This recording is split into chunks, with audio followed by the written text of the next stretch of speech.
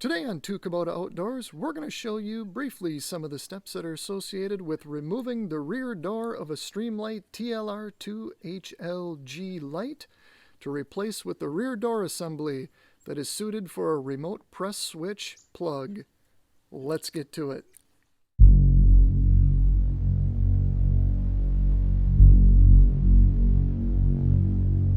The purpose of this video is to show you how to remove the rear door that comes standard on your Streamlight TLR-2 to replace with the remote rear door assembly that you can attach to your remote touchpad that you could adhere and fix onto your rifle.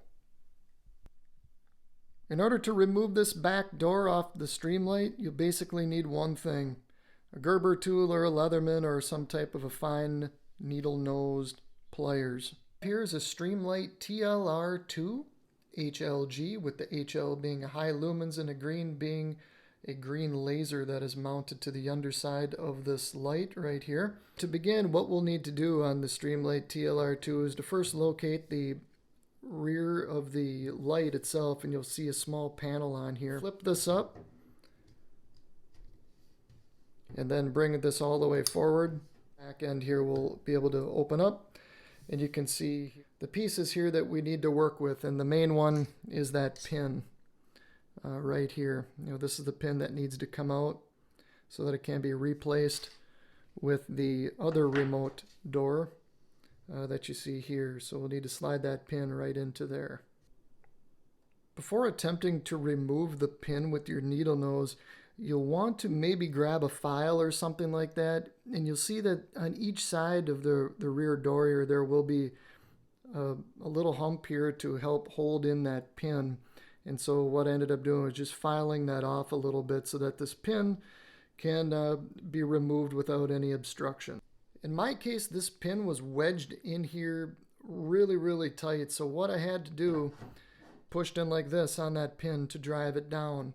And now what I'm able to do is to grab this pin with my needle nose here and just pull that out. The pin should have a nice clear means of travel to move right out to the left. The pin should come out pretty easily, and with that, your door then can slide out from underneath this metal tab. Here's a side-by-side comparison showing the standard door on the left, then with the remote rear switch with the removable plug, and this plug right here will hold the touchpad. Now the new remote rear door switch can be assembled by simply sliding the metal plate over the new rear door assembly, and then the pin that we just extracted can be inserted behind the metal plate. Before assembling the pin, I always like to make sure that the butt end of the rear door assembly cover is firmly secured at the bottom of the light to minimize any potential stresses on the upper portion of the light and the metal. Odds are you'll be able to simply push the pin in with your finger to get it started, and at that point you may need to then push straight in with a needle nose like so, and then simply readjust or move the pin as you need to. I like to use a paper clip to help realign the position of the pin.